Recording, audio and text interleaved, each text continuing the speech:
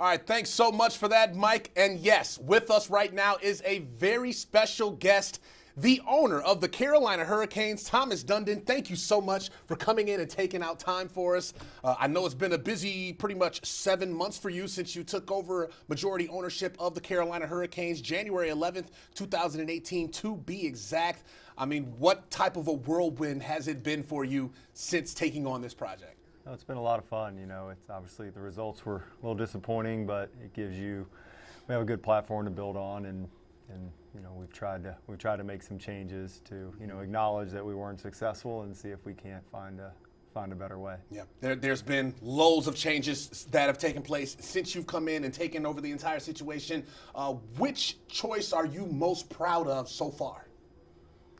You know, I think it's probably not something that's talked about, but our goalie, Scott Darling, who's just a good person, good guy, and, you know, had a big change in his life to move here, and it didn't go the way he planned, and what he's done, and, you know, between the support of the organization and the work he's put in, that's probably been the thing that I've enjoyed seeing the most the last few months.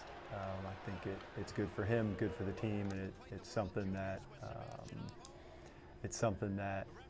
you know, you can really kind of be proud of somebody for doing. Yeah, it's interesting that you do bring him up because he has gotten a lot of negative attention for not having the results during his first year here with the program, and obviously there's something that in him that you're seeing right now that you're liking. Can you elaborate a little bit more about that? Yeah, I mean, he's just working really hard. I think he's more comfortable in the town and with his teammates and with the organization, and he's made big changes in his life for the better as it relates to playing hockey, and like I say, it's been really fun to see. Absolutely. One of those major decisions that you made once you came in to take over the ownership of the franchise was hiring Don Waddell as your general manager and president, and that seems to be going smooth so far with all of the decisions that you two have been making. I'm curious to know what the relationship is like so far, 7 months in with Waddell, and how hands-on are you with those personnel decisions that he makes? You know, I think we've talked about all the decisions we make, we try to do as an organization. So for the most part, you talk it through and you go through the different iterations till everybody's comfortable. And, you know, Roddy has a big voice, and, you know, Mike Felucci and Darren York and Eric Tulsky. And so I think he doesn't have a big ego, and he's been in the league a long time. He knows a lot of people. He has a lot of experience, and we have really good scouts and coaches. And so it's been really smooth. Absolutely. Now, one of those smooth transitions was bringing in a new head coach, and Rod Brind'Amour, who is definitely a fan favorite here in Raleigh, here in North Carolina.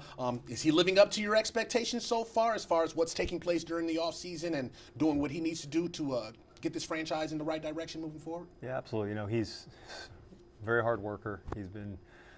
He takes this seriously, and it's his job, and he's prepared, and, you know, I think we're going to have a strategic advantage, meaning whatever strategy goes into the hockey game, and I think the talent matters more than anything, but ultimately, you know, he'll clearly be prepared. He'll get the most out of the team. I think they'll enjoy playing with him. He'll communicate. He'll be fair. But I also think structurally, the way we play, he's a pretty sharp guy. So he'll do a good job.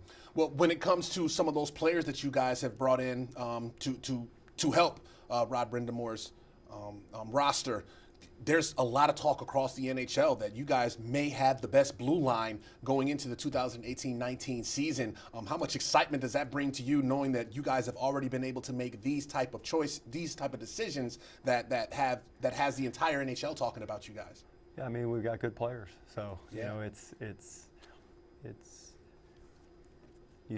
we should expect to win, and we have good enough players to win. I think it's not just defense or goalie or coach or you know, all the things have to work together, but clearly we feel like we're pretty well prepared there.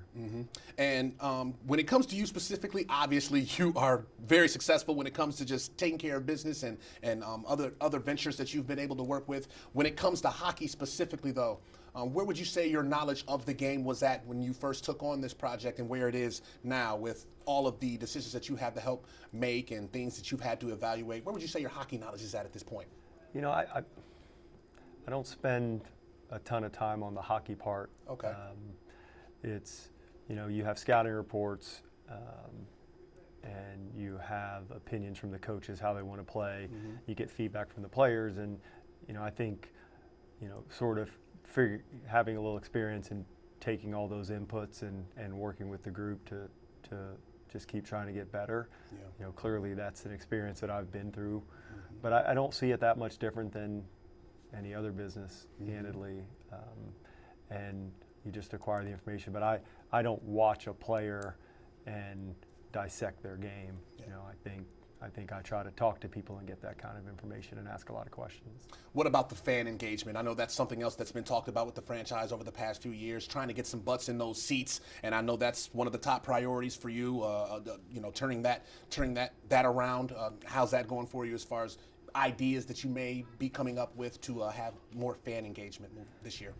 Yeah, I think what we've definitely come to the conclusion is that without winning, all the ideas aren't nearly as good, and so we want to make it easy to get in and out of the arena, make sure we provide value, try to have good food and cold beer and cold drinks, and we've redone the locker room. We want to give our fans access to our locker room and to our players and get the players in the community, but all those things will have a muted impact without success on the ice.